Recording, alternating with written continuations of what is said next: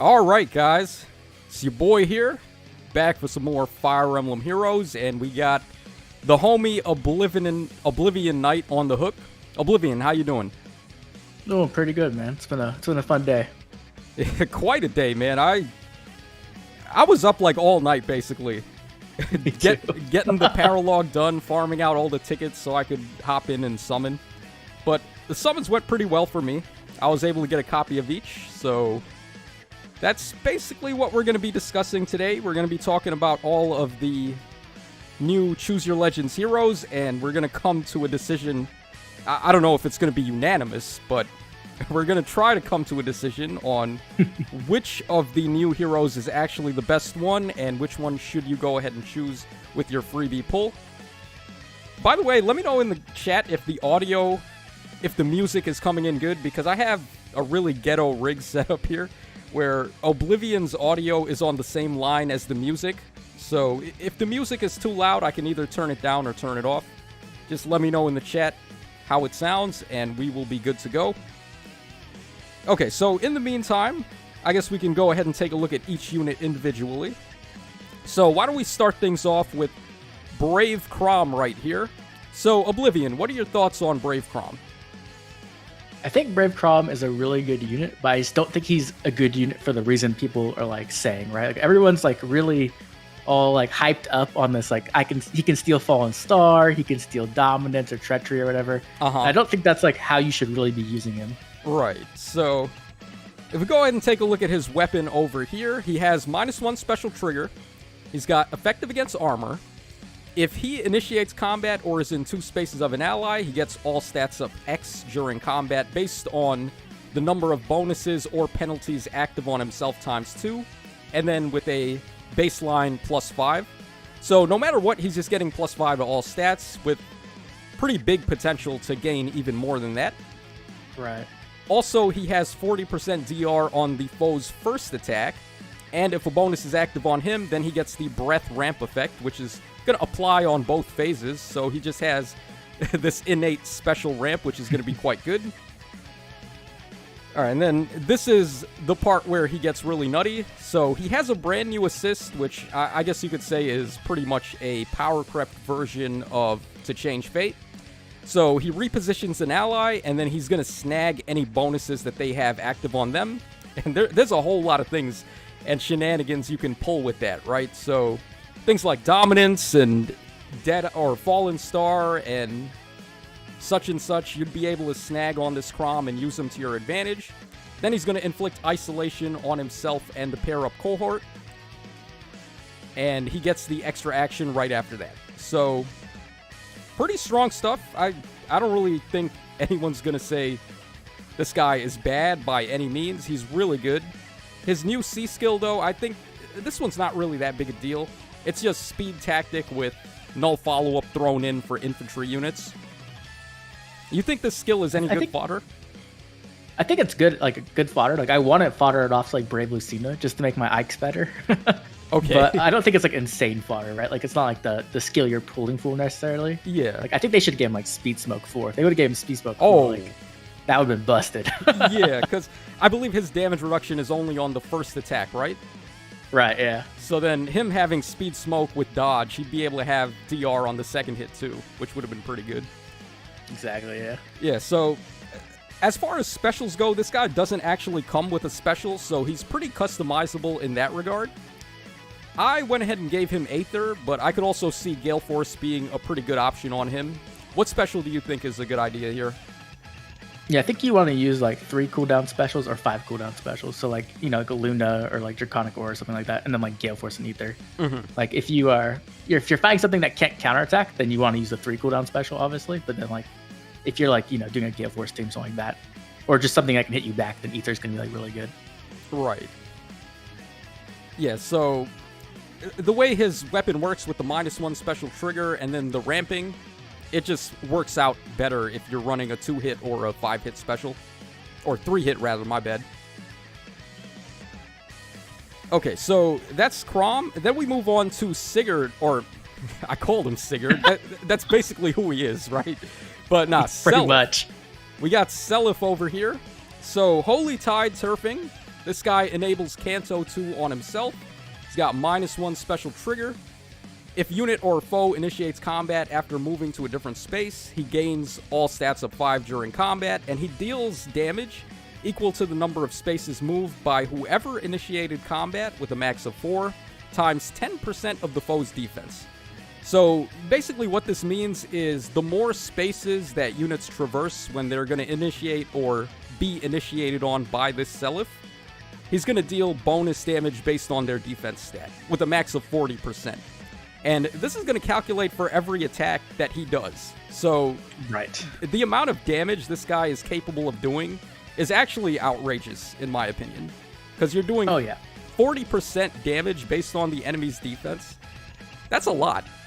It's ridiculous. Yeah. Like Legendary Ulm, right, had 25%, and he was completely broken at his time, and even now he's still an amazing unit. And this is 40%. This is almost, like, it's not quite double, but still, like, it's a ridiculous amount of true damage you're doing. Right. And the reason why it's so strong on him, too, is because he's pretty much guaranteed to hit you twice. Because he has this miracle effect right here where he needs to be above 25% HP at the start of combat, and as long as he's got that, he's not going to die in one hit. So the amount of nonsense you can pull off with this guy, like, just have him run in and attack an enemy. It doesn't matter if he kills them or not, because he's just going to survive with 1 health, and then you can queue up your team with Wings of Mercy to jump in and be able to attack the foes. The amount of, like, antics you can do with him, I'm thinking about running him on Aether Raid's defense, and I think a lot of people are thinking going that same route as well, because that's where it seems like he's going to be the most effective. Yeah, I think he's really good on both seasons, actually, or both offense and defense, right? Like, on offense, he's going to be like one of the best Gale Forcers we could possibly ask for, just because he's going to be able to hit that Wings of Mercy range so easy with the Miracle. Yeah. And then on defense, he's just, like, so difficult to kill, right? Like, there's a good chance he just goes in, survives, and then a dancer comes in and dances him, and he just, like, kills something in the back line. If he just doesn't just kill your tank immediately. Right. Yeah, so this guy, he's like the perfect Wings of Mercy beacon. He has the -1 special trigger already on his weapon, so pretty much any special you want to run on him is going to work out well. I found in my testing the one thing that I really wish he had was special ramping, and he just doesn't have that, so you got to give it to him from outside sources. My preferred choice right now is to dance on him with the Fallen Ninian. You got any ways to get ramping on him? Other than that, I don't think there's much else, right? Like, I guess you could just put Heavy Blade in the seal slot, but that's, you're losing some stats there if you do that. Yeah, exactly. Yeah, Fallen Ninian's a good choice. That's a really good choice. Yeah, did you see my meme video with this guy? Oh, yeah, I saw it this morning. Yeah, it was pretty funky. He's crazy. Like, he really is an insane unit. Like, I'm glad that they actually did Seliph justice, because I was really afraid he was going to be like the gatekeeper, like the unit that isn't as well perceived as everybody else. But he's definitely showing up. Well, see, I actually liked Gatekeeper the most from the last round because his design was just the most unique. At the time, we didn't really have anyone doing the things that he did, so that led me to give him more favor than the other ones. Okay, so he also has a unique C skill. We have Air to Light, which at the start of the turn, if he's in 2 spaces of an ally, he's going to gain attack and speed up 6 and null follow-up to himself for 1 turn, as well as +1 movement. So, +1 movement on Cavs, we've seen that already. It's busted beyond belief. Just ask Legendary Chrom, or why did I say Legendary Chrom? Legendary Sigurd. The guy who dominated the game for basically as long as it took for them to release the safety fence. So a lot of people have been saying run this guy in tandem with Chrom, because Chrom repos this guy, he's going to snag null follow-up and +1 movement, which is pretty much exactly what Chrom wants. So I think they work really well together. You got any thoughts on that? Yeah, I think they're like really good pair, actually, because he also gets the attack and speed +6, so it's just like you get the stats you really want, and then no follow-up and extra movement. Like, that's essentially everything Chrom wants, so like they're just amazing together. Yeah, for sure. So, also, this guy comes with a brand new A skill. We have Attack and Speed Clash 4. If unit or foe initiates combat after moving to a different space, grants a bonus to unit's attack and speed during combat, equals to X plus 6, where X is the number of spaces moved by whoever initiated combat, with a max of 4, and if greater than or equal to 2, he nullifies his penalties to attack and speed. So it's a pretty solid ace skill. Combos pretty well with his weapon, since he wants to be moving as many spaces as possible. And most of the time, it's just going to be attack and speed up 6, with the potential to nullify any penalties on him. So it's a solid option. I wouldn't say it's necessarily the best attack and speed boosting ace skill, but it's certainly a pretty good one and a nice side grade or alternate choice to the other options we've got. Yeah, I think for like Gale Force, this might be his best ace skill, but like for like hit and run or whatever, right? You really want Surge Sparrow because it gets him back that healing. So he goes in, he gets to 1 HP with the miracle, and then he just heals back all the way up. Yeah. So like it's actually like so good on him. Yeah, Surge Sparrow is just like diabolical on this guy. Because he's going to just keep on using Miracle over and over again, and there's not much they can do to stop you. He also has really good synergy with the Kanto effect. So he can cancel back 2 spaces, and the way his weapon works, he wants himself or the enemies to be making as many moves as possible before they attack. So with him using Kanto to pull away, the enemies are going to have to chase after him, and that's helping his weapon just give him more bonus damage based on their defense. And he's got lull, speed and defense 3 for the B skill, but you can feel free to run whatever you want. I've heard people saying they want to go for wind sweep or go for hit and run and things like that, so he can just maximize the null follow-up or the Kanto effect. I think hit and run is like a really like sleeper option. It's like really good. Like if you ever use Valencia Pala, like one of the best things to do with her is just to go in and like snipe something, and then the hit and run bounces you back, and then you have the Kanto on top. So you can just like completely get out of the way. And you can definitely do that with Seliph as well now. Yeah, exactly. So hit and run with this guy, he's going to essentially have Kanto 3 unless the enemies have Kanto control. And if they do, he just has Kanto 2. So right. Pretty strong stuff, and it's just playing up his weapon effect even more. Okay, let's go ahead and take a look at Tiki up next. No, we're not going to talk about the artwork, by the way. We've done enough talking about that. So, okay, she has Remote Breath here. Accelerates special trigger. Effective against dragons. And if unit initiates within 3 spaces of an ally, or no, if unit is within 3 spaces of an ally, she gets all stats of 5 to herself in combat, makes a guaranteed follow-up, and also if her attack triggers a special, she gets -1 special trigger before her attack, and if the foe's attack triggers a special and her res is 5 higher than theirs, she's going to inflict special cooldown +1 on them before they attack. So that effect is very similar to Duo Ike, where he has that special spiral effect before he attacks. Except this one is also doing a pulse smoke effect to the foes, so it's pretty good for offense and defense. I found this Tiki is actually a pretty competent player phaser, which most of the dragons in the game are just like bait units. They don't really have too much player phasing. This Tiki is actually quite good at player phasing, I think. Any thoughts on that? Yeah, I was trying her out, and it's actually pretty nice that she has the guaranteed follow-up attack in both phases. And then if you use something like a 2 cooldown special like Glimmer, then you can actually just get it in player phase as well, which is really good. Yeah, exactly. So she's basically going to have Glimmer on both of her hits, because her weapon effect gives it to her for the first attack, and then the enemy counters, and then she gets it again because she has the -1 special trigger. Right. So it works out really nicely for her. She also has adaptive damage too. Can't forget about that. So that's always just nice to have. Yeah, units like who's a good example of one that stacks a ton of defense and doesn't have good res, like Brave Hector, I guess. Yeah. Or even like any ranged unit who just has like really high resistance, she'll just be able to smack them on the defense side, which is always good. Yeah, exactly. Okay, so she also comes with New Divinity. So at the start of combat, if her HP is over 25%, she does attack and res -5 on the foe during combat. And if her res is higher than the foe's res, she also gets damage reduction based on the res check, basically. So four times the difference up to a max of 40%. And it also blocks the enemy from doing a follow-up. So a pretty strong B skill overall. Anytime you have damage reduction, it's good. But with this Tiki in particular, it hits pretty different because you're not going to be able to clap her with stuff like Deadeye and Lethality. Right. Her weapon effect is going to block them from being able to do that. And if you have a guard active on her somewhere, I'm not sure where you'd be able to get guard, but if you have guard support or something, they're not going to be able to use specials on her. And that's really odd. Yeah.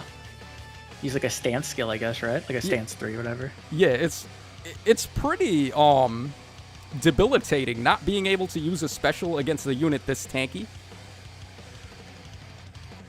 Yeah, she's like actually pretty good. I've been testing her out a bit, and like just being able to turn off specials is really, really strong. Like I was throwing Chrom at her and Yuri, and she was just completely turning them off. And not only that, she was typically one-shotting them back.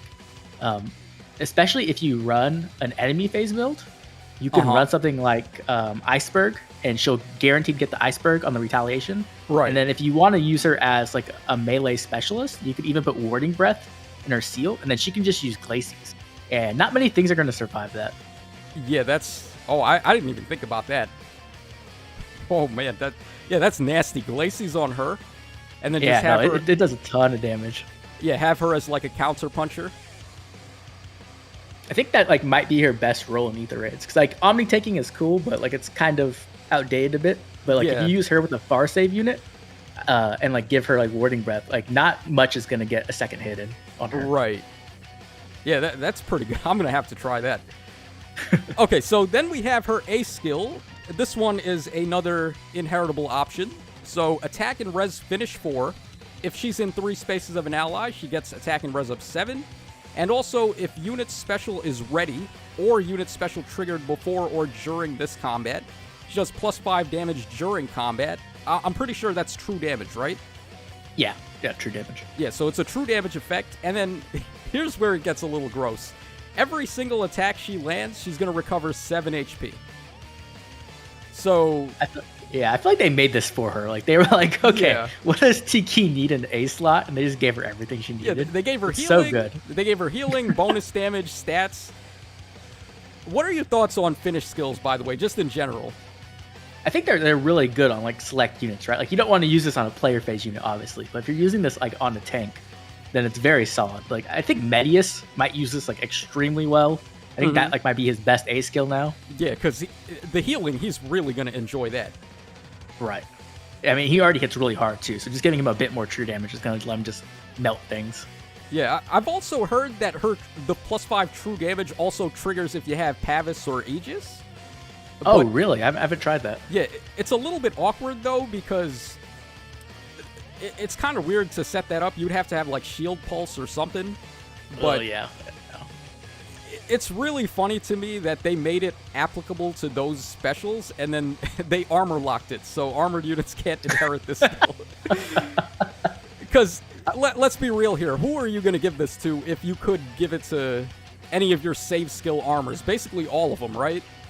Right, it's going to be really good on a lot of armor units. Like Fallen Rhea, even, like, that's going to be really good. Yeah, exactly. Oh my god, the healing would be disgusting on Fallen Rhea. Yeah. So, they kind of balanced it slightly by making it infantry only, but I say balance very loosely with quotation marks, because I personally think this is the best type of A skill that we have in the game now. It's just doing too many things. For enemy phase units, I would probably agree. For player phase, it's a bit more difficult, because like a lot of times you'll just outrun like the 3 space condition. Right. Yeah, so bait units and more, I guess you could say like brawler units that have a good balance of attack and defenses are the ones that are going to mixed phased. Right. Yeah, definitely. Yeah. Okay, so that's Tiki. And then finally we have Byleth. So her weapon has -1 special trigger. At the start of the turn, if she's in 2 spaces of an ally, she gets null follow-up for 1 turn. And also, if her special cooldown count is at its maximum, she gets another -1 special trigger, so that's basically like Time's Pulse. And if she initiates combat or is in 2 spaces of an ally, she gets all stats of 5. And if she triggers a special before or during combat, she gets another -1 special trigger after combat. So it's kind of like Special Spiral Light, where you do a special and then you're getting a little bit of cooldown after that. So there's a lot of applications to that. She's going to be really good at using well, her own special, of course, Divine Pulse, but Right. also, like, AoE specials are on the table as an option, I think. Yep. And what else is there? Gale Forcing in, like, Resonant Battles, where they all have smoke skills. You'd be able to just bypass that. Well, she can't use Gale Force, but yeah, if she could use Gale Force, that'd be right. super ridiculously good. That'd be awesome. yeah. But you get what I'm trying to say, though, right? Like, there's a lot of ways to apply the -1 special trigger there. Okay. Yeah, I think it's a really cool effect, because, like, who else has that? Like, Ascendant Marita, I think, and that's, like, pretty much it. And Celica, Brave Celica. Oh, Brave Celica, yeah, right, Brave Celica. That's a really cool effect. They should put it, like, on a skill or something. Yeah, I would like to see that more often, because it's a pretty good one. Okay, then we have Divine Pulse here. So, I don't know why people thought this would be inheritable. I don't know.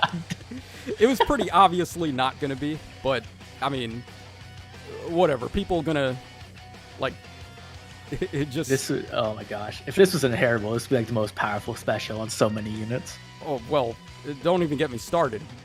But boosts damage by 25% of her speed, reduces damage from foes' next attack by 75%, and also her next attack does another 20% damage based on her speed. So, this is the first special I think we've ever seen that's doing something like this, where even after you proc it, you're still getting bonus damage on the next attack. Right. And just to make sure you can make it to that next attack, she has the 75% DR, which is an ungodly amount. Also, I believe the DR she gets from this is not countered by Deadeye and Lethality. Right, yeah. This special is so busted. Like, I can't believe how good this is. Yeah, it really is. This one is on another level, honestly. So, it's pretty much what's going to make her so powerful is the combination of her weapon, this special, and then her brand new B skill right here. So, Speed Preempt 3 does speed -4 on the foe during combat, and then if the enemy initiates combat and they use a bow, dagger, magic, or staff, and her speed is better than their speed, she basically just gets Vantage. Right. So, the way this is going to play out, you could just put her in harm's way right to bait, like, any ranged enemies, and then, as long as she's faster than them, that's the main important thing. She has to be faster. Right. But right, definitely. As long as she is, she's basically going to counterattack first. She's going to clap them with Divine Pulse. If they're still alive somehow after that, she has 75% DR to survive whatever they dish out at her. And then her next attack is doing another 20%. So, there's not many range units that are going to be able to initiate on her safely.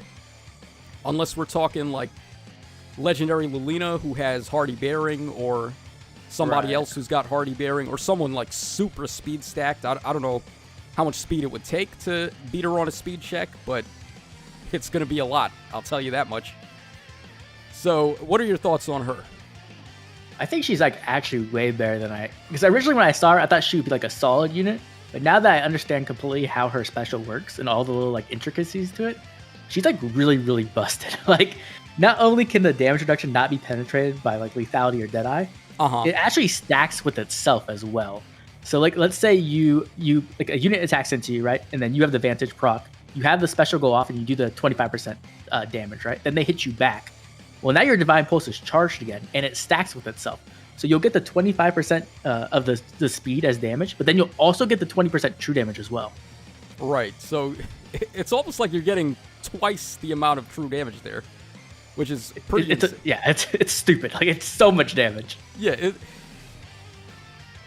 So here's a fun fact: when I had first seen the reveal of the units, I actually thought Byleth was the best, just on paper. Mm-hmm. That was before getting a chance to test everybody out, and then talking to a bunch of friends. I don't know why I let people talk me into Chrom being more busted than he is for all the wrong reasons, basically. I fell for the trap of, he can reposition and he's going to gain Fallen Star and that's going to make him so crazy. Let's just quickly pull up Fallen Star real quick and I want to just clear the air on this so people aren't spreading bad information around. Okay, okay, here he is.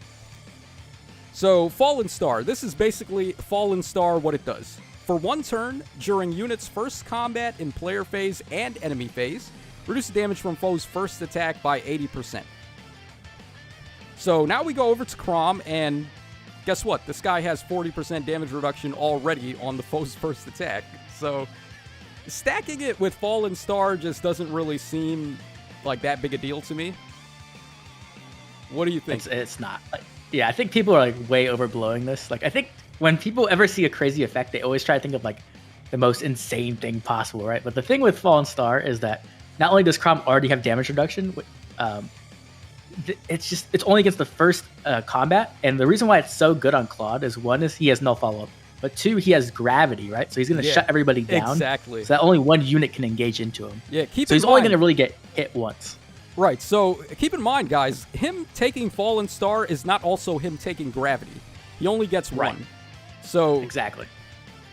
It's not going to be that hard for enemies to chase him down. Brave attacks are just going to cut right through him, even if he has Fallen Star. So you got to watch out. Just don't be fooled by... I'm sure there's videos out there of him having like 9 different special effects that he stole with his reposition. Right. Yeah. You don't want to like get fooled by that, because let's be real. In an actual Summoner Duel or Aether Raids match, is that going to be feasible to pull off? Exactly. Like, I think Joel said it best. I was talking to Joel, and he's like, Chrom is the highlight reel like character, right? You're going to see some crazy stuff where Chrom's doing insane things, but in practicality, you're never going to really get to do that. So like, don't get like buy into the hype. Exactly. Yeah. Now, don't get us wrong, by the way. We're not saying he's bad, because the guy is still... Right, no. He's not bad. No. Yeah, he's still pretty freaking ridiculous, right? But... Right. What I'm talking about is when you're seeing those, like, all crazy videos of him having, like, all these different effects all built into one, just be mindful that it's not necessarily going to be easy to do that or practical in most situations. Right. Yeah, So... I think, like the thing with Chrom is, like, you have to, like, be really practical about it. Like, what buffs can he realistically get in a real fight? And then, like, take that into consideration, like, what he can do at max potential. Right, so this team right here that I have, we're actually going to go ahead and do a couple of fights, and we'll just, like, try out all the units against some tough competition and see how they work. So I have this one here. We have Chrom with Asker, who gives the double resonant effects, and then, of course, Seliph, who has null follow-up as well as the +1 movement. All those are pretty practical. It's not like unheard of to run Seliph or Asker on a team. They're both really good. And Chrom is going to easily be able to get his status effects from both of these guys. So I think this is pretty much as good as it gets for Chrom. You have any other ideas for like teammates? Some other ones could be like Naga, just because Naga gives out a lot of effects. Like, she gives the guaranteed follow-up attack, so you don't necessarily need no follow-up anymore. She also gives out the dragon effectiveness, which doesn't necessarily always matter, but it is just a stat boost. Well, I mean, and then she also, in the dragon meta that we have, I think well, yeah, that's true. Yeah, effective against dragons is actually going to be hella slept on. But yeah, I didn't think about Naga. That's a good one. Naga, yeah, and then I think Bridal Catcher, but it's Bridal Catcher. She makes everybody good. Yeah, exactly. Yeah, so just a couple of options. I tried to keep it like as lightweight and also as practical as possible with him. I also have Ninian on this team to give the special ramp to Seliph, because I think that's the only thing he really wants. I think that's a great idea. I think Fallen Ninian is such a great dancer people sleep on. Yeah, because they see Hatari Azura with the triple movement, and they're like, oh my god, gray waves, this is so nuts. Yeah, but Ninian has actually very, like, hastily crept her way up to my favorite dancer in the game, just because her effects are very subtle, but they're also really strong. Right. She also, like, just has a really good stat line to, like, offer other support, like sudden panic or like pulse time and stuff like that. Her HP is really good. Her res is really good. That's basically all she needs. Her attack is low as well, so that's kind of good on dancers. You don't want them to have too much attack. So that's actually a benefit. Yeah. Her stats are pretty well placed. Okay, we also have this team for Tiki. I'm gonna try to like Omni tank if I can. We have a bonus doubler to give her. All stats up 7 from Azura, as well as Null Panic, and then Flame just to give some damage reduction. You think there's a better setup for her? Not really. No, I think that's pretty solid. Okay, and then the final one for Byleth, a near save unit, because of course her B skill is going to allow her to just vantage sweep all the ranged enemies. So with near save, that's going to protect her from the melee units. We got Moose Spell there for Domain of Flame to just turn these two into ridiculous damage dealers. And just a Dancer who gives a whole bunch of attack support. That's pretty much what I was trying her out with too as well. And she does a lot of damage with that. It's kind of ridiculous. Moose Spell's Domain of Flame combined with Divine Pulse is actually sickening. Like, the amount of damage you're going to do is so stupid. Yeah, I think Moose Spell as like a vantage support is just so strong. Like, that's definitely his best place in my opinion. Right. Yes, I was using him prior with units like Duo Altina and right, yeah. The vantage sweepers that have like nullification of damage reduction and stuff. Okay, so we're going to go ahead and do some fights. Before we test out the Brave Heroes, I just want to get my weekly runs in, because of course I have to get my rewards. So let's go ahead and play Resonant Battles first. We're just going to quickly run through this, and I guess while I'm playing this, I'll try to autopilot my brain here so we can keep a conversation going. So, what are your thoughts on the designs for the Brave units? You mean like art-wise or like builds? Yeah, like art-wise and concept-wise and weapon-wise. Do you think they did a good job on them? I guess we can start with... let's start with Byleth first. What do you think of Byleth? I actually think Byleth is the best in my opinion. Not like overall unit, but like design-wise, I really like it. I think that, it kind of is like the obvious choice of what to go with. But I think the art looks really good. I think like synergistically, it's really cool. And I think it like works actually with her unique specials. Like it kind of like thematically makes sense. So I'm actually really happy with Byleth out of all of them. Okay, can I pause you for 1 second to look at this monstrosity that they just put in front of me? Why did they put that in there? Yeah, like, look at her stats, man. What the hell? They're like, nah, you don't get to kill this unit. What in the world, man? Okay. Oh my gosh. I think with Treachery, I'd be able to pop her. Yeah, I think so. Let me just make sure the rest of this is set up the way I want it. Why in the hell would they put her in here? With the amount of stat inflation on these units. All right, whatever. There we go. Yeah, so... Roy's so good. I love Roy.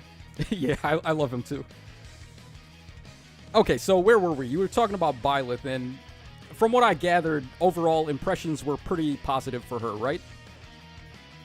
Yeah, I think she's pretty awesome. I think like just everything about her is good. I'm like not disappointed really in any way with her.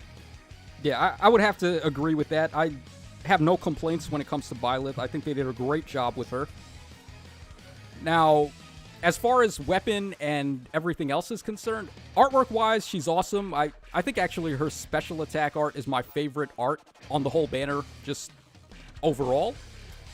But as far as like weapon is concerned, I think they could have did a little bit better there. They just made her a colorless tome unit, and a lot of people were hoping she'd be a sword unit with Sublime Creator Sword, because we still don't have that in the game yet. That's true, yeah. I think they took kind of like the safe choice of like weapon wise, right? Like colors tome is just like the go-to.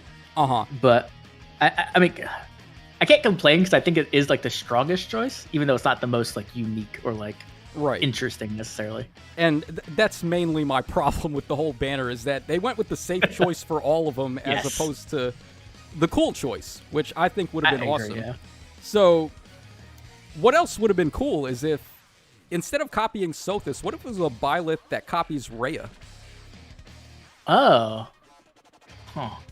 I think that would have been really cool, but I also think like there's a section of the audience that does not like Rhea, so it might have started a riot. Oh, is there really? Oh yeah, there's the hardcore Edelgard fans do not like Rhea very much. I wasn't even aware of that. Wow, that's crazy. Yeah. I've gotten some interesting comments. Okay. All right, well, if not Rhea, then I guess Geralt would have been a cool option too. Yeah, I think so. I think if they didn't do the Geralt GHB, they might have done that. But the fact that they planned to release them, it would have been kind of weird to have two Geralts back to back. Okay, so let's go ahead and move on now to... Let's talk about Seliph next. So what are your thoughts on his design, his weapon choice, and all of that good stuff? Okay, so first I'm gonna start with his art, and his art is drawn by Wada, who is my favorite artist in Fire Emblem Heroes. So I'm very, very happy with the art itself. I think he looks phenomenal.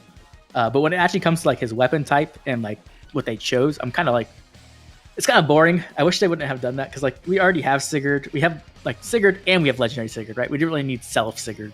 Mm-hmm.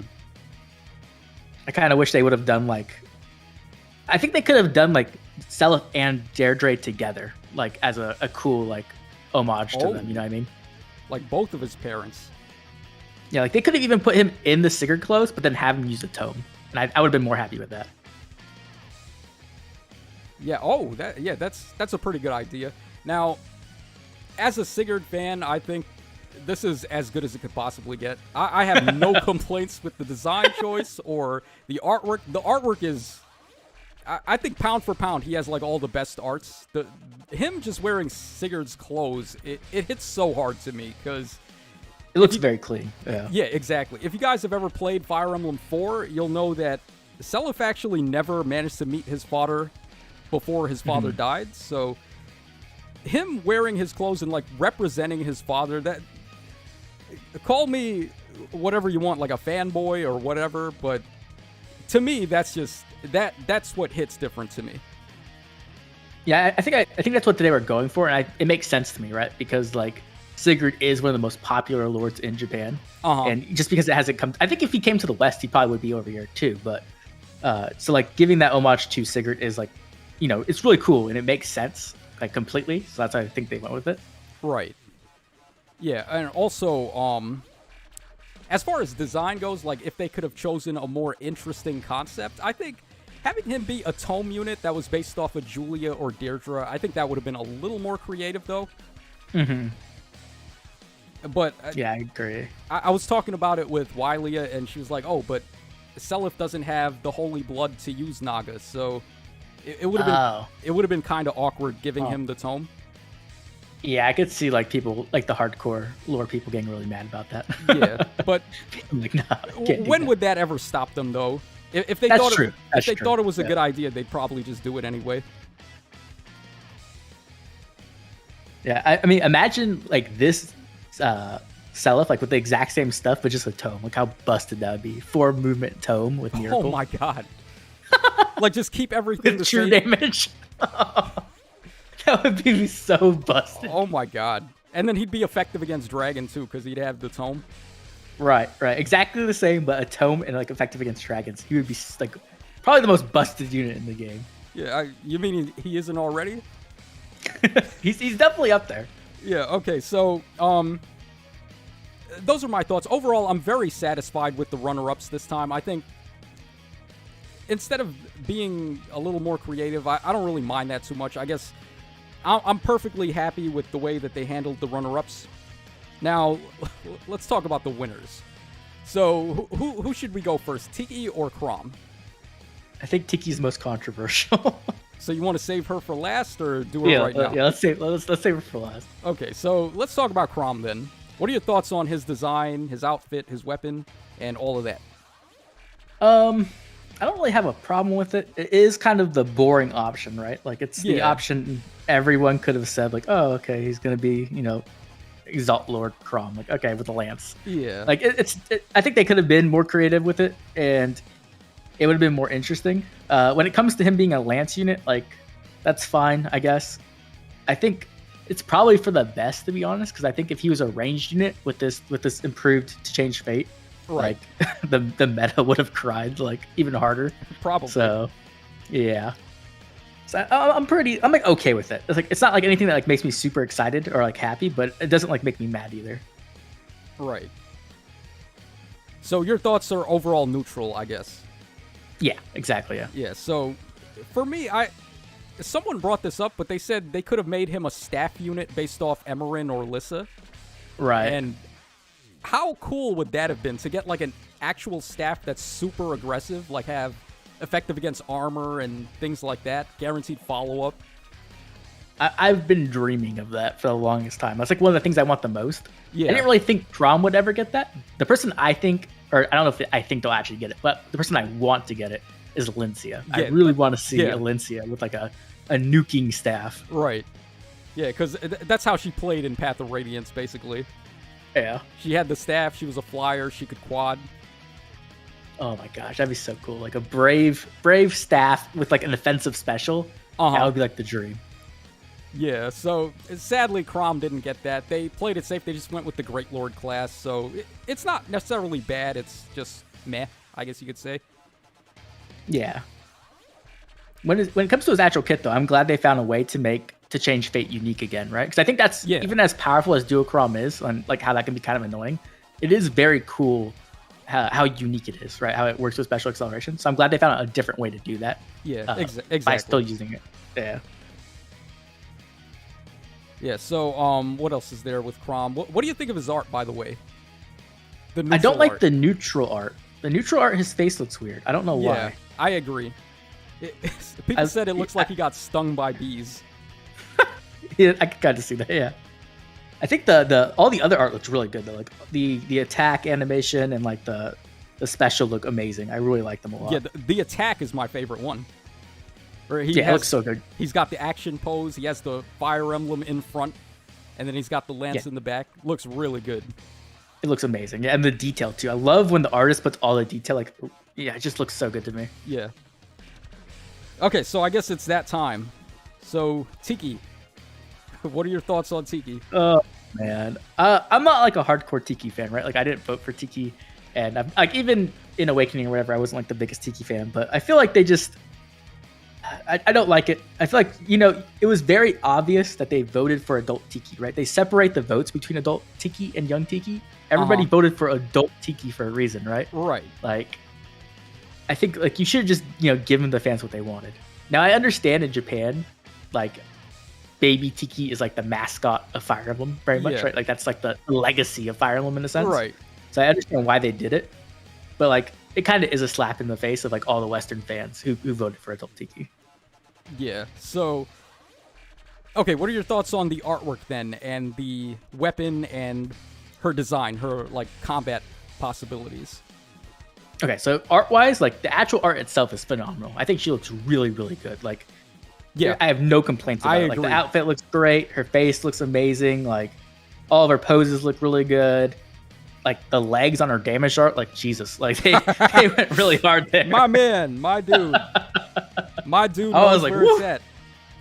This guy knows. Yes. And then like when it comes to her weapon and stuff, I think her weapon itself is very, very cool. It's a very unique and powerful effect. Now, I knew when they released Dual Ike, they were going to use something like that again. So I'm happy to see it again. And I'm happy to see it defensively because I think it's really, really cool because it's a way to get around all those anti-guard effects that have become more and more like popular with like Brave Erica and the Tempo skills. So I'm happy with that.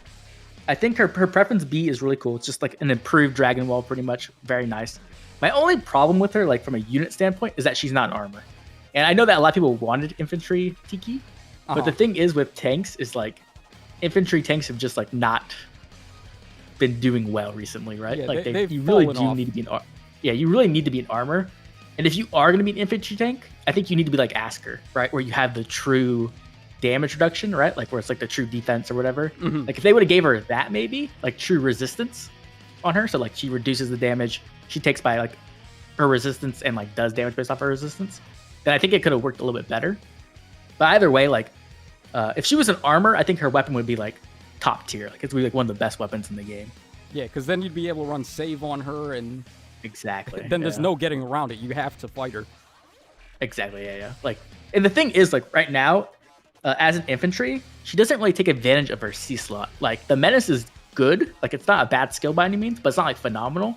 Yeah. And like Time's Pulse is like okay, but it's not that great either. So like she doesn't really have like the best C skill options. Like even Attack Smoke 4 isn't that great because she has the denial follow up in her B.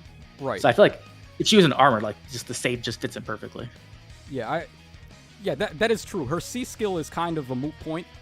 It would have been nicer if her unique was actually in the C slot, so she could run B skills like Null C Disrupt or things like that. I think that would have really helped her. Yeah, that would have been really cool. Because I feel like they have been like being more unique with C skills lately, so they could have like kind of like taken a new like stab at it with giving her some like more defensive unique effects. Yeah. Overall, though, I'm pretty satisfied with the the way the art turned out, not talking anything about the design choice or right. Yeah, borrowing from young Tiki. I think the art is really good. I think also her combat potential is pretty good. They did a good job with her kit. I think her being infantry is pretty boring, though, and just infantry breadth.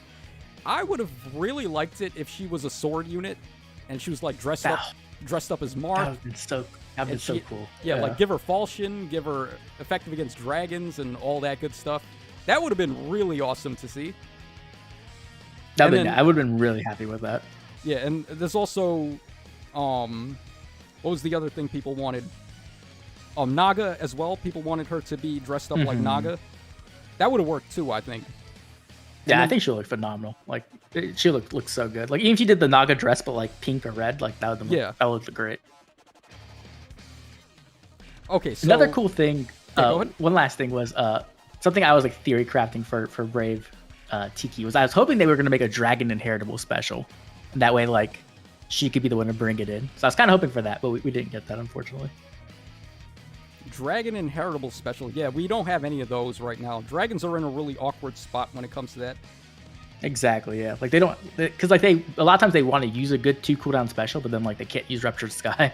So it's like, okay, well, like what do I really do with this? So like, I think that could have been a good like way to open up some design space for dragons.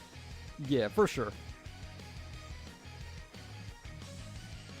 Yeah, but I think her finish skill is pretty good for inheritable though.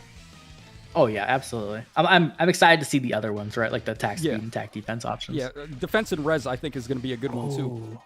Yeah, defense and res on Asker. That's going to be disgusting. Yeah, Asker and Medeus and stuff. Yeah. Oh my god, I don't know if I want that now. Asker's already a problem to kill. Yeah. Okay, so oh man. I guess that basically breaks down our thoughts on all of them. So with that out of the way, which one do you actually think is the best? And if you can't come to a decision, then just ballpark it. Okay, so I think it's either Byleth or Seliph.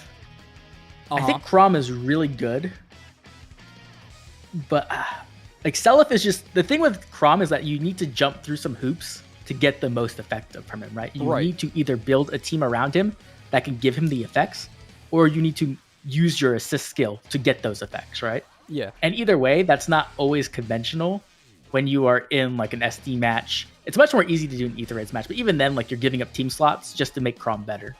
So it's not always the best.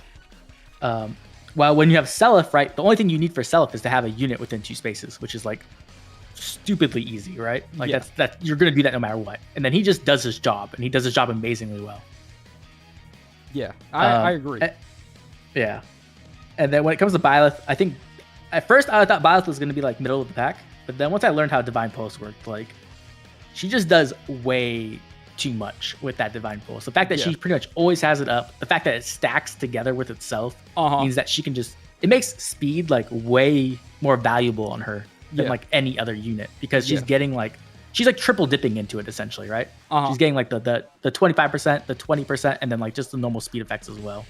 So that's really good. And the damage reduction not being penetrated, like it makes it so that she doesn't have like a direct counter other than, you could say Hardy Bearing, but then you could also just not use her as a vantage unit, right? Like you could just put Trace on her and she's really good as an offensive like mage as well. So like she's like pretty versatile. Yeah.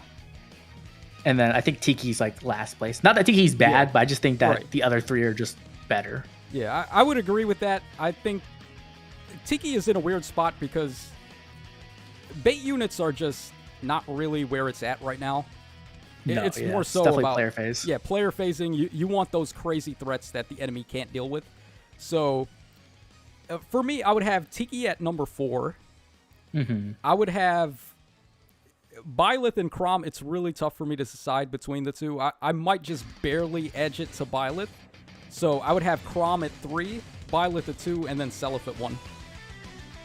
Yeah, I think that's completely reasonable. Because I'm like pretty divided on who's the best right now. I could see it going either way. Yeah, between Chrom and Byleth, I see arguments both ways, but I think from what I've done today, like just testing him out today and seeing what I've seen of Seliph already, I think I'm pretty comfortable saying he's number 1. He's really strong. And the other thing you have to think about is like how the units age, right? Because like a lot of times a unit will come out and be like stupidly strong, right? Like Brave Erica, right? She's still a very good unit, but like she has begun to show some of her age because she can get outsped, and then she doesn't get the double, and she really needs that, right?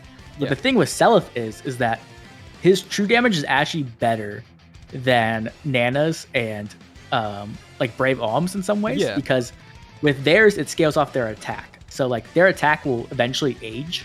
Like, you know, they won't be able to keep up the newest BSD. Right. But Seliph's is based off the foe's defense. So no matter what, as the foe's defense just gets better and better over time, his true damage will get better and better over time with it.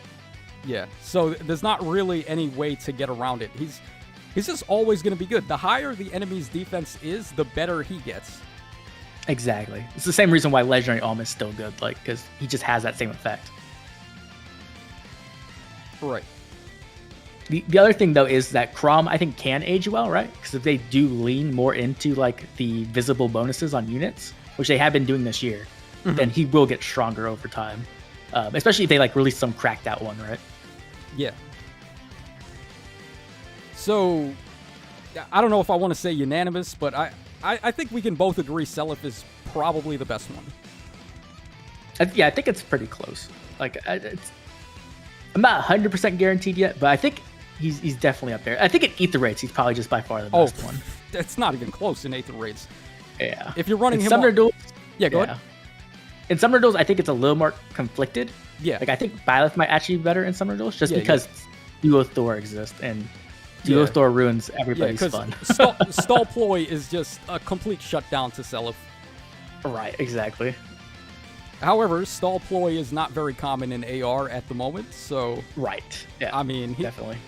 I dread facing him on a defense team with a good it's setup. It's really annoying. Yeah, it's really he's not going to be fun, because there's just no way to deny him of activating his Miracle effect, and then good luck dealing with all the other units, because they're going to jump in with Wings of Mercy.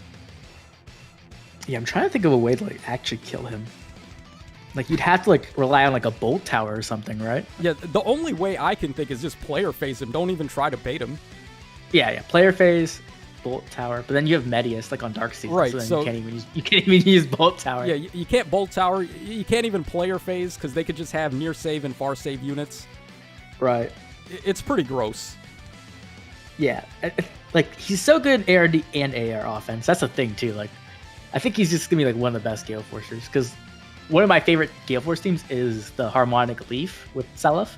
Yeah. And that Miracle effect is so strong because it just lets you always get in the Wings of Mercy range. Right. And I guess, like, well, they have Gale Force too, it's just different. But yeah, like, anytime you can have a Gale Forcing unit who could be your Wings of Mercy beacon, it's always a good sign. Yeah. I see that duo Seliph and Leaf quite a lot in, whatchamacallit, in the Chaos season. A lot of people like running them there.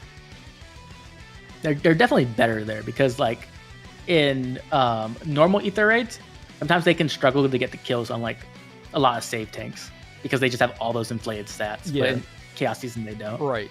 Yeah, so that was my main issue with them when they released, is that they lack a little bit of stopping power. Right. They're really good, but they don't necessarily hit hard enough, so... Them not having to worry about any bonus stats from the blessings in Chaos season is pretty good. Yeah, we don't have to worry about that with this Seliph, obviously, because he's kind of smashed through pretty much everything. Yeah. Okay, I think the only way I was trying to, like, see if I could, like, make a thing that he couldn't kill, and I had to, like, use, like, a Hardy Fighter near save Ascended to Doom with, like, 3 damage reduction supports behind him.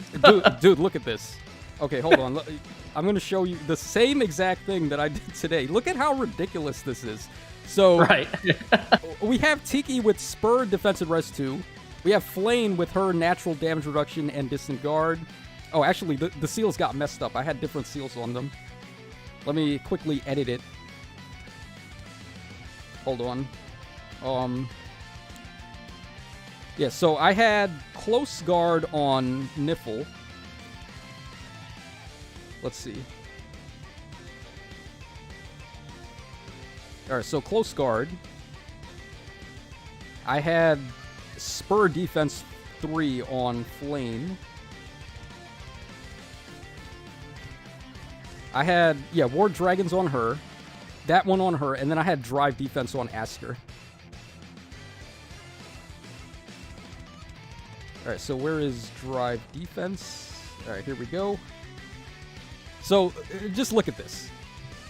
Look at the amount of... like a ton of support. Yeah, this is unreasonable amounts of support. You're never going to have this much in an actual match. It's right, like... there's no way. It's so stacked in her favor, and she still can't survive them? She even has color advantage, too. Yeah, like, this is so absurd. This is actually just not okay. Let's turn on the animation. I love seeing this, by the way. All right, hold on. Let me also end the turn, too. I forgot to do this in the meme video, because I just initiated right away. But even if you wait to give her, like, Asker's bonuses, Tiki's bonuses for defense, it actually doesn't do anything. Still makes it through. Like, that's that miracle, man. It's so good. Yeah.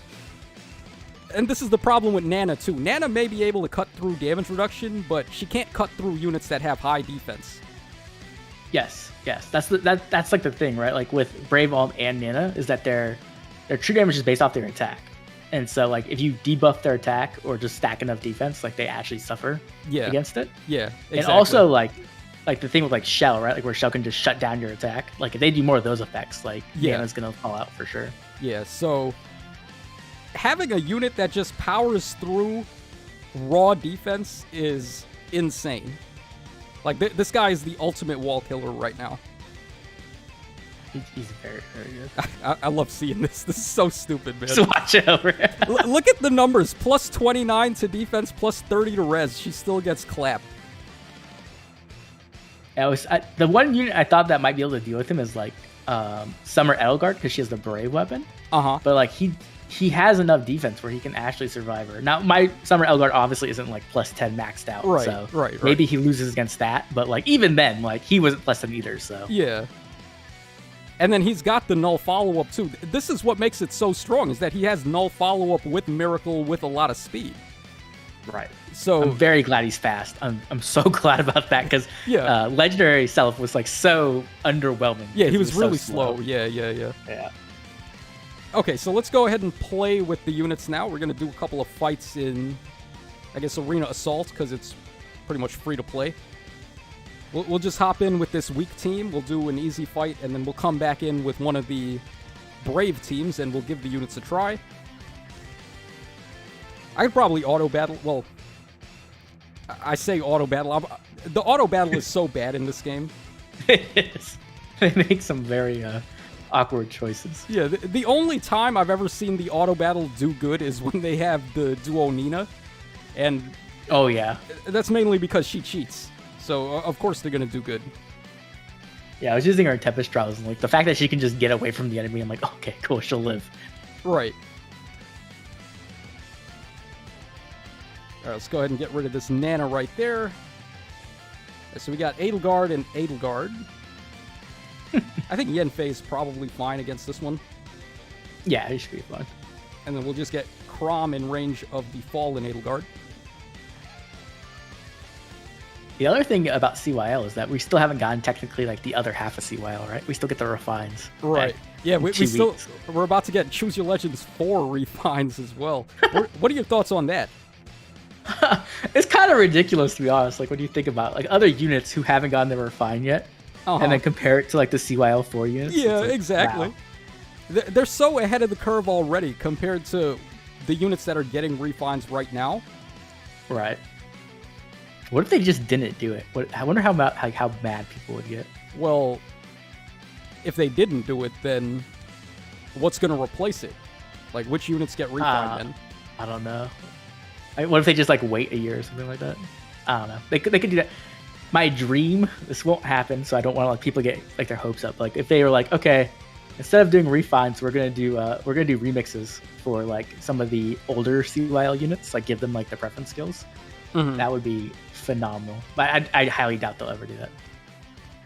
Yeah. Oh, are you talking about giving them, like, Perf B skills? Right, like Brave Roy and, like, Brave Lucina. Yeah, so the second places that didn't get them last time. Exactly, yeah. Okay, this team looks pretty easy.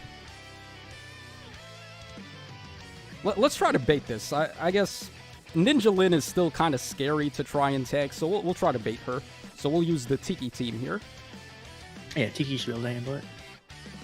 Yeah, this one looks pretty free for Tiki, because he's got 3 blue guys there. Alright, let's just go ahead and put her right in harm's way, not even care about anything. So let's turn on the animations. Let's see how our girl is going to handle this. Ideally, I would have liked to get Flame there, but I don't really think it's going to matter. I think she needs it, yeah.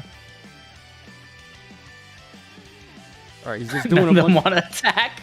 I'm Yeah. like, nah. Alright, so here we go. Tiki versus Lin. Let's see how this goes. Okay, that is one way to use specials on her, right? Is that... Ooh, that was close. Yeah. You can still use specials on her, just not if you have it pre-charged. Exactly. Right, yeah. So having guard... That was... Yeah, go ahead. Guard, yeah. That was one of the things I did notice with her versus Chrom, was that, like, if he could survive her counterattack, then he could, like, Deadeye on the second hit and sometimes kill her. Yeah, so... bait units... Wah, wah. Just got destroyed right there.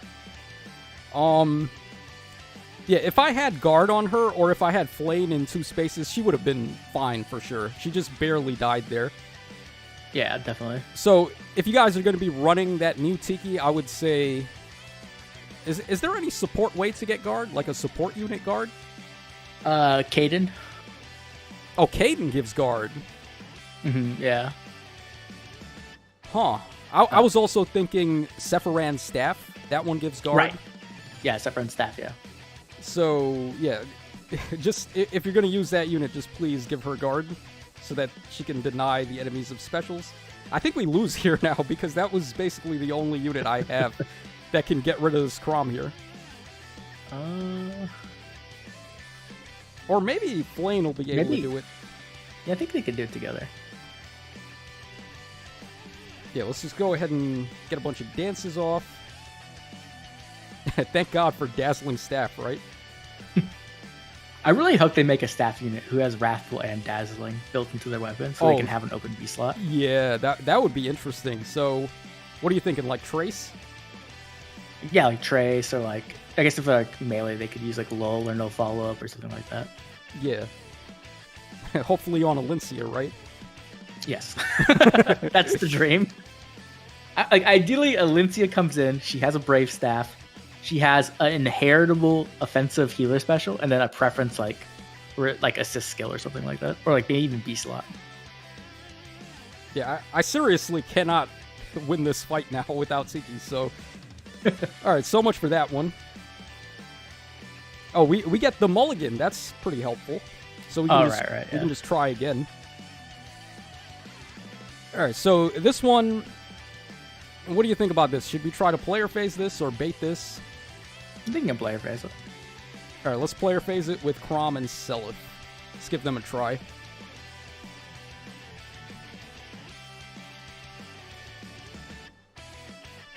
Okay, so let's see here. Gonna go ahead and attack there, just break that structure. And go ahead and repo, and then this guy's getting a whole bunch of stats after that, but not gonna be able to reach the enemies right now. Let's see here.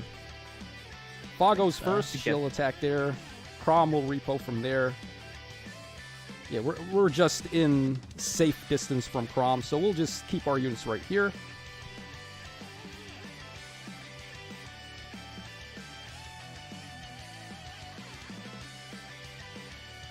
Okay, so Chrom, big scary speed Chrom, huh? Oh yeah, jeez. All right, 40 damage right there. I mean, he just like one-shots the guy. This guy does a lot too. All right, take a look at this, by the way. I'm gonna repo on Seliph. We're gonna gain a whole bunch of bonuses after I do that, and then we're gonna go ahead and attack, and let's see the difference. Bro, he went from 28 to 41. Exactly, yeah. I think that's like one thing that Chrom is going to be very good at, is like just stacking stats. Yeah, he's a really crazy stat ball. Right. And that actually does matter a lot, because like when you get to like the higher levels of like SD and stuff, it usually comes down to like speed checks. Yeah. Like with like Brave Erica or like Do-Like and stuff. Like Right. just losing by a barely amount of speed can like make you lose the entire match. Yeah. The Chrom just having like technically infinite stacking, like not really infinite, Not infinite, but, like, but very, very high. very high ceiling, yeah. Right, yeah. It will definitely help. Okay, so I have Aether on him because he can ramp into it pretty easy. Okay, what I'm going to do here, I'm going to get rid of Yenfei with Chrom. I want to also take a look at the damage difference on Seliph's weapon. You guys are going to throw up when you see this. It's so nasty. Look at this. So right here, we do 70, right? How much do you think we're going to do over there? Oh, that? 75. Oh, 75. it wasn't that Okay. bad. I've seen him jump from, like, doing... I've seen him go from doing, like, 20-something damage all the way up to 50. Right. It's pretty crazy. Yeah, I can't believe they gave him 40% true damage. Like, that's so busted. On every attack, too. It's not just when he does a special. It's like... That's not okay, man. Yeah. That's just not okay. And you can, like... It's even, like, technically enemy phase, too, right? Like, you probably won't get 40% on enemy phase, but, like, you're still getting, like, 20 to 30, which is, like, really good. Okay, we got a whole bunch of ranged units, so this is a perfect chance to try out Byleth. Alright, we'll give Byleth a go here. So, let's see. Where do we want to put her? I haven't actually finished grinding up SP on her yet. She was the last one, because there's no colorless tome skill to get SP. Yeah. They need to release, like, a general one that anyone can use. Right. Preferably on a dancer. Like, yeah, they should give, like, a dancer, like, preference, like, Valor skill called Paragon, and it just, like, multiplies SP for everybody. Yeah, Paragon. That's a good choice. Alright, so let's see here. I want to be able to bait all of the ranged enemies, so let's put her over here so she'll be in range of all of them. We'll go ahead and put Moose Spell right there, so we're gaining Domain of Flame. We'll go for a Dance to get a little bit of extra stats. We don't really need the near save here, because Maritza's all the way in the back. Right. Alright, let's see how she does. Oh, Leaf might actually be good against her. She'll probably kill him, never mind. Yeah, she's going to one-shot him. Yeah. He has really good res, though. 83. She got 31 damage. 31 damage off her special. Oh my god. So, yeah, this is what I'm saying. Like, if you don't have Hardy Bearing, what do you do against her with a range unit? Right. And, like, the thing is, if, like, they somehow survive, her second hit's even going to be even stronger if they actually hit her, right? Because she's going to get the special damage and the true damage. Yeah, she gets it twice. It's so stupid. Stupid. It's ridiculous. Yeah. 69, nice. Yeah, nice number. Alright, so then all we have left is this Maritza right there, and we just basically one-shot. She just blows up Marita, too. Wow. We'll make it fun. We'll also just gain a whole bunch of stats with Domain of Flame and drives and stuff. She even has Battle Astra up. It doesn't even matter. Yeah, it doesn't matter. Look at that. 81, man. What the hell? And she's colorless, too, so she doesn't even have, like, bad color matchups. Yeah. So, I think that's about a good enough place to wrap. We saw what some of the units are capable of, and did a pretty good discussion on everything. So, any final thoughts? I'm actually, like, very happy with this Choose Your Legends. I feel like some other Choose Your Legends, like, there have been, like, underwhelming units, or just, like, there's been a big, like, gap in power in some of them. But this one, I feel like they're all very good units, and they all have unique effects, which is what I'm most happy about. So I feel like that one means, like, they'll have some kind of niche somewhere in the game, right? Like, which is always a good thing. Yeah. So, that's just about all for today. So, once again, my rankings for the units were Seliph at number 1. I had Byleth at number 2. I had Chrom at number 3, and then I had Tiki in last place. Would you say you agree with that, or do you have a different ordering? Mine's pretty much the same. I think, like, I might put Seliph and Byleth, like, tied for first, or, like, very close at least. Okay. But yeah, other than that, yeah, the same. Yeah. All right, so hope you guys enjoyed our little live stream / discussion / podcast thing. If you guys haven't already, make sure to check out OblivionKnight's channel. There's going to be a link to it in the description of the video, so show the homie some love. Really good. Really awesome content and one of my best friends. So make sure to check him out. And that's going to wrap us up for today. So this is your boy Talcho signing out, guys. Hope y'all enjoyed it. And I'll catch y'all again on the flip side. Bye, everybody.